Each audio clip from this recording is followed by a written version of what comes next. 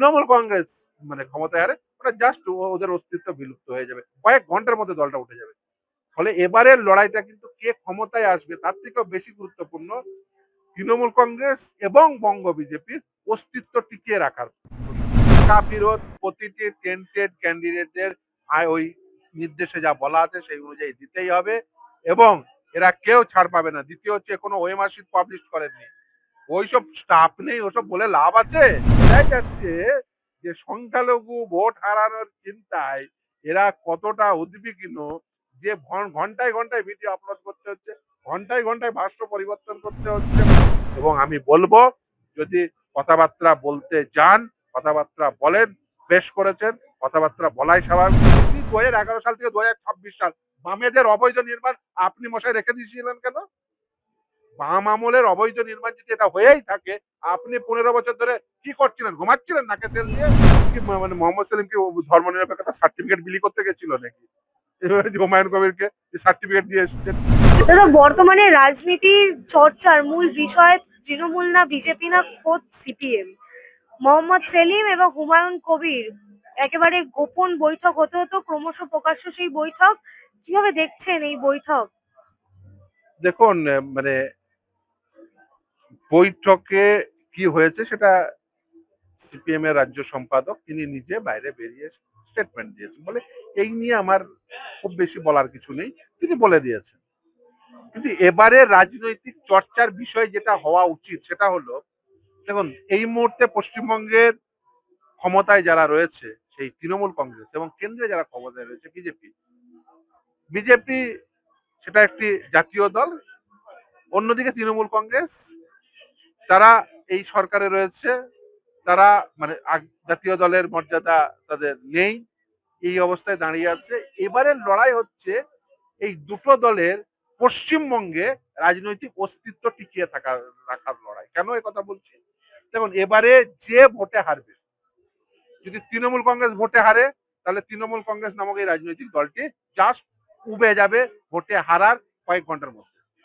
আর যদি বিজেপি ভোটে হারে, বিজেপি এবারে যদি ক্ষমতায় না আসতে পারে, তাদের প্রতি যে প্রত্যাশা রেখেছিল মানুষের আগের লোকসভা ভোটে বা তার আগের বিধানসভা ভোটে, সেই ক্ষেত্রে মানুষ পশ্চিমবঙ্গের ক্ষেত্রে যে বঙ্গ বিজেপির উপরে মানুষ আস্থা হারিয়ে ফেলবে। কারণ দেখুন, পশ্চিমবঙ্গের বাইরে বিজেপি থাকবে সেটা স্বাভাবিক, কিন্তু বঙ্গ বিজেপি যেটা মূলত বড়বাজারের পার্টি এবং মূলত কয়েকটা পকেটে যেটা ছিল, সেই রাজনৈতিক শক্তি যারা তারা যে পশ্চিমবঙ্গে মমতা বন্দ্যোপাধ্যায়ের ক্ষমতায় থাকার জন্য যে বিস্তার করার সুযোগ পেয়েছিল, সেই সুযোগ তারা হারিয়ে যাবেন, এবং তারা রাজনৈতিক অস্তিত্ব পশ্চিমবঙ্গের ক্ষেত্রে যথেষ্ট কমে যাবে বা প্রায় বিলুপ্তর দিকে চলে যাবে। কিন্তু যদি তৃণমূল কংগ্রেস ক্ষমতায় হারে, ওটা জাস্ট ওদের অস্তিত্ব বিলুপ্ত হয়ে যাবে, কয়েক ঘন্টার মধ্যে দলটা উঠে যাবে।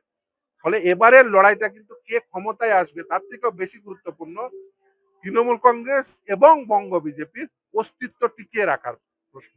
কারণ তাদের রাজনৈতিক অস্তিত্ব, যে হারবে তার রাজনৈতিক অস্তিত্ব প্রশ্নের মুখে পড়বে। এবং দেখুন, আলোচনা দুটো রাজনৈতিক নেতা তারা দেখা করেছে, তাদের মধ্যে আলোচনা হয়েছে বা হোয়াটসঅ্যাপ, সেটা আলোচনা হবে, সেটা স্বাভাবিক। কিন্তু দেখুন, আমি বুঝতে পারছি না যে তৃণমূল কংগ্রেস এত আতঙ্কিত হয়ে যাচ্ছে। এত মনের কথা বলতে গেলে অসুবিধাটা কি? মানে দেখুন, কুণাল ঘোষ রাজনৈতিক রাজনৈতিক পরিসরে কে কার সঙ্গে কথা বলবেন সেটা সেই রাজনৈতিক দল বুঝবে। কুণাল ঘোষের এত অসুবিধা হচ্ছে কেন? সিপিএম নেতা কথা বলতে যে ওর অত অসুবিধা হওয়ার কথা কি আছে? আর বামপন্থী দলের তাদের নেতারা তারা সকলের সঙ্গে কথা বলবেন, সেটাই স্বাভাবিক। সমাজে মানুষের সঙ্গে কথা না বললে আপনি বুঝবেন কি করে?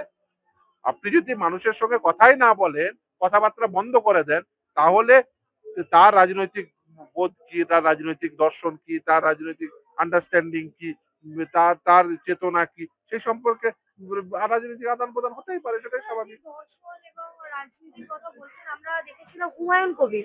এই হুমায়ুন কবির যার উত্থান, তার নতুন দল এই ভারতীয় জনতা। আরে হুমায়ুন কবির নিয়ে অত কথা বলছে, ও তো এখনো স্টিল তৃণমূল কংগ্রেসের এমএলএ।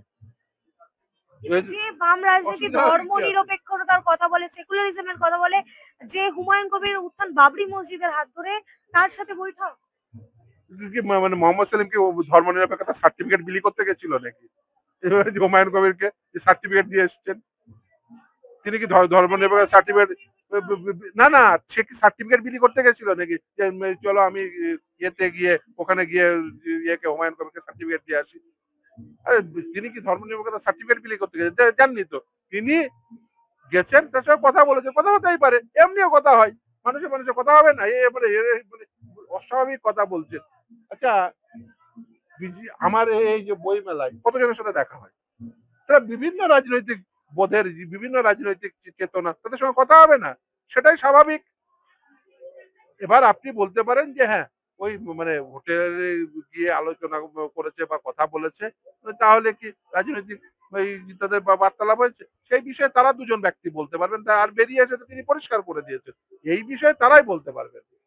বাইরে বেরিয়ে এসে যে তাদের কি হয়েছে ভিতরে আলোচনা বা কি হয়নি, সেই নিয়ে তো মোহাম্মদ সেলিমও বলেছেন এবং হুমায়ুন কবিরও বলেছেন, মানুষ বিচার করবে, এই নিয়ে আর নতুন করে বলার কি আছে। কিন্তু আমি একটা জিনিস মানে আমার মানে বুঝতে অসুবিধা হচ্ছে, যে তৃণমূল কংগ্রেসের এত ব্যথা যন্ত্রণা হচ্ছে কেন?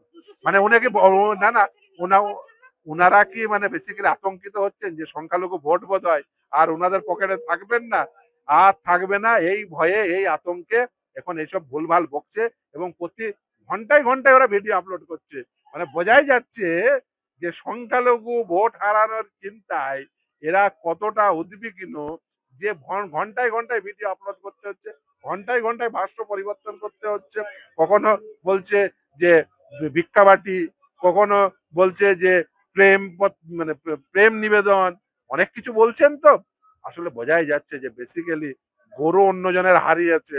এখন বুঝতেই পারছেন যে ওনারা যে অঙ্কটা তৈরি করেছিলেন আগে, এর আগের নির্বাচনে সি এর ভয় দেখিয়েছিলেন, এবারে এসআইআর ভয় দেখিয়ে সংখ্যালঘু ভোট একত্রভূত করব, এই যে চিন্তা ভাবনা, রাজনৈতিক চিন্তা ভাবনা করেছিলেন, সেই চিন্তা ভাবনা বোধহয় ওদের ফলপ্রসূ হবে না, এই আতঙ্কে তৃণমূল কংগ্রেস ভুগছেন। দেখুন, সংখ্যালঘুদের যদি শুধুমাত্র ভোট ব্যাংক হিসাবে দেখেন, তাহলে এই আতঙ্কে ভোগাটা স্বাভাবিক। এবং আমি বলবো, যদি কথাবার্তা বলতে যান, কথাবার্তা বলেন, বেশ করেছেন, কথাবার্তা বলাই স্বাভাবিক, যে কোনো রাজনৈতিক দল তার সঙ্গে কথাবার্তা বলবেন, এই স্বাভাবিক। আর কথাবার্তা বলা মানেই জোট হয়ে গেছে বা ধর্মনিরপেক্ষতা সার্টিফিকেট ওখানে বন্টন করে চলে এসছেন, এই কনক্লুশনে যারা পৌঁছবেন তাদের রাজনৈতিক বোধবুদ্ধি সম্পর্কে মানে আমার যথেষ্ট প্রশ্ন আছে। দাদা একেবারেই শেষ প্রশ্ন, রাজনীতিতে এখন বর্তমানে যে অবস্থা রাজ্যে দাঁড়িয়ে রয়েছে, একেবারে আনন্দপুরে যে অগ্নিকাণ্ড, ওয়াও মোমোর যারা কর্মচারী তাদের যে অবস্থা, কোথায় সেটা নিয়ে বক্তব্য হবে, কিংবা মুখ্যমন্ত্রী মমতা বন্দ্যোপাধ্যায় ইডির হাত থেকে ফাইল নিতে গেলেন, কিন্তু আনন্দপুরে তিনি যেতে পারলেন না, ফিরাদ এবং অরূপকে তিনি পাঠালেন, তিনি যেতে পারলেন না সেই মুহূর্তে, কোথায় এটা নিয়ে আলোচনা হওয়ার জায়গায় আলোচনা হচ্ছে হুমায়ুন কবির এবং মোহাম্মদ সেলিমের। আসলে এটাই তো করতে চাইছেন, রাজনৈতিক ভাষ্যটা তো ওটা তৈরি করতে চাইছেন। এই যে ওয়াও মোমো আনন্দপুরে যেভাবে মানুষ মারা গেছে, এখনো পর্যন্ত যা খবর 26 জন মারা গেছে, সংখ্যাটা 30 ছুঁই ছুঁই আর কি। সেখানে ওই যে ওই অঞ্চলে কিভাবে অবৈধ নির্মাণ হয়েছে, এই মমতা বন্দ্যোপাধ্যায় ক্ষমতায় আসার পর 2011 সালের আপনি উপগ্রহ চিত্র নিন আর আজকের উপগ্রহ চিত্র নিন, তাহলে আরে উপগ্রহ চিত্র নিয়ে নিন না, বাম আমলের 2010 সালের উপগ্রহ চিত্র নিন আর 2026 সালের উপগ্রহ চিত্র নিন, তাহলেই পরিষ্কার হয়ে যাবে যে কোন অবৈধ নির্মাণ কোন আমলে তৈরি হয়েছিল। এবার আমি ধরে নিলাম তর্কের খাতিরে যে বাম আমলে তৈরি হয়েছিল, দাঁড়ান, বাম আমলে তৈরি হয়েছে, আপনি 2011 সাল থেকে 2026 সাল বামেদের অবৈধ নির্মাণ আপনি মশাই রেখে দিয়েছিলেন কেন? বাম আমলের অবৈধ নির্মাণ যদি এটা হয়েই থাকে, আপনি 15 বছর ধরে কি করছিলেন, ঘুমাচ্ছিলেন নাকে তেল দিয়ে? ও তার মানে অবৈধ নির্মাণ রেখে দেবেন, দিয়ে মানুষকে পুড়িয়ে মারবেন, দিয়ে বলবেন রুটি রুজি, চুরি করবেন, চুরি করে ধরা পড়ে যাওয়ার বলে চোর, চোর বলবে না না এটা আমার রুটি রুজি, দুদিন পরে চোররা এসে বলবে না চুরি আমাদের রুটি রুজি, অতএব চুরি করতে দিতে হবে। আসলে এই চোরেদের যুক্তি তো অপরাধীদের যুক্তি, অপরাধী মানসিকতা থেকে এই ধরনের কথাবার্তা বলেন। দেখুন, অবৈধ নির্মাণ যে আমলেই তৈরি হোক, বাম ডান মধ্য যে আমলেই তৈরি হোক, অবৈধ নির্মাণ ভাঙতে হবে, আর ওইভাবে যৌতুকগুলো তৈরি করে রাখা, মানুষের মানুষের মানে স্বাভাবিক পরিষেবা পাওয়ার কোনো সুযোগ নেই। একটা মানুষ ভাবুন একবার, তারা কাজ করছেন, বাইরে থেকে তালা মারা, মানুষগুলোকে একদম পুড়ে জাস্ট পুড়ে মরলো, এটা ভাবা যায়? আর ওইখানে যেভাবে জলাভূমি বুঝিয়ে এই গোটা গোটা পশ্চিমবঙ্গে, শুধুমাত্র কলকাতা শহরে ভাববেন না, এই 24 পরগনা ভাববেন না, গোটা পশ্চিমবঙ্গ জুড়ে সরকারি সম্পদ যেভাবে হস্তান্তর হচ্ছে, জলাভূমিগুলোতে যেভাবে নির্মাণ হচ্ছে, তাতে পশ্চিমবঙ্গের ইকোলজি, পশ্চিমবঙ্গের বাস্তুতন্ত্র, সেটা সেটা আজকে যে অবস্থায় দাঁড়িয়েছে, সেটা ভাবনাতীত। মমতা বন্দ্যোপাধ্যায়কে দায় নিতে হবে, এবং মমতা বন্দ্যোপাধ্যায় যে কাজ করেছেন গোটা পশ্চিমবঙ্গ জুড়ে, তার দায় মমতা বন্দ্যোপাধ্যায়কে নিতে হবে। মমতা বন্দ্যোপাধ্যায়কে মানুষ তো ক্ষমতা থেকে তাড়াবেন, সেটা একটা প্রশ্ন, কিন্তু এই যে অপরাধ সংগঠিত করেছেন গোটা পশ্চিমবঙ্গে, তাকে অপরাধীর শাস্তি পেতে হবে। দাদা, এসএসসি তে যে অভিযোগ আপনারা বারংবার করেছেন, টাকা ফেরত দিচ্ছে না রাজ্য, এবার একবারে কোর্টে রাজ্যের পক্ষ থেকে বলেছে তারা টাকা ফেরত দেওয়ার প্রক্রিয়া শুরু করে দিয়েছে। ওটা তারা শুরু করেননি, ওটা আমরা আবার কন্টেম্প করেছি, তিনি শুরু করতে চাননি। দেখুন, 3 এপ্রিল 2025-এর অর্ডার, ডিএম গুলোকে কমিউনিকেট করছে ডিসেম্বর মাসে, কন্টেম্প নোটিশ দিয়েছি, কন্টেম্প প্রসিডিংস ইনিশিয়েট করেছে, এই শেতাবুদ্দিন ডিরেক্ট সুপ্রিম কোর্টে কন্টেম্প করেছে, সেই কন্টেম্পটে কেস খাবেন, সেই জন্য সেই কমিউনিকেট করেছেন ডিস্ট্রিক্ট ম্যাজিস্ট্রেট গুলোকে এই ডিসেম্বর মাসে, যে প্রসেস ইনিশিয়েট করতে। লিস্ট আছে, লিস্ট দিয়েছেন ডিস্ট্রিক্ট ম্যাজিস্ট্রেট গুলোকে। আসলে দেখুন, আপনি যদি ভাবেন যে ওই একটা চিঠি পাঠিয়ে এই অর্ডার কমপ্লায়েন্স হয়ে গেছে, এটা বুঝিয়ে দেবো, মূর্খের স্বর্গে বসবাস করছেন। দেখুন, টাকা ফেরত কি হবে না তাহলে? অবভিয়াসলি করতেই হবে, আদালতের নির্দেশ, টাকা ফেরত প্রতিটি টেন্টেড ক্যান্ডিডেটদের ওই নির্দেশে যা বলা আছে সেই অনুযায়ী দিতেই হবে, এবং এরা কেউ ছাড় পাবে না। দ্বিতীয় হচ্ছে, কোনো ওএমআর পাবলিশ করেননি, ওইসব স্টাফ নেই, ওসব বলে লাভ আছে? একটা আর্টিকেল 12 অথরিটি, তারা ওই ওএমআর পাবলিশ করার মতো ক্ষমতা নেই, অথচ তারা নিয়োগ করছে। দুর্ভাগ্য, পশ্চিমবঙ্গে পশ্চিমবঙ্গে একটা পরীক্ষা হয় যেখানে আদালতের নির্দেশ হয়, আদালতের নির্দেশে সেই বাতিল হয়, এই বড় নিয়োগ প্রক্রিয়া দুর্নীতি করার জন্য এই আর্টিকেল 12 অথরিটি গুলো, এবং বিশেষ করে এই নেতা নেত্রীগুলোর তাদের দুর্নীতির জন্য সেই নিয়োগের ওএমআর পাবলিশ করার মতো ইনফ্রাস্ট্রাকচার এই রাজ্যে থাকে না। এইটা মমতা বন্দ্যোপাধ্যায়ের সরকার, এবং আদালতের নির্দেশ থাকা সত্ত্বেও এতদিন পরে কমিউনিকেট হয়। দেখুন, টেন্টেড ক্যান্ডিডেটদের টাকা ফেরত দিতেই হবে, ওরা যাই ভুল বোঝানোর চেষ্টা করুক না কেন, আমরা ছাড়বো না। ওই প্রতিটি টেন্টেড ক্যান্ডিডেটকে যা টাকা নিয়েছেন মাইনে আকারে, সেই টাকা ফেরত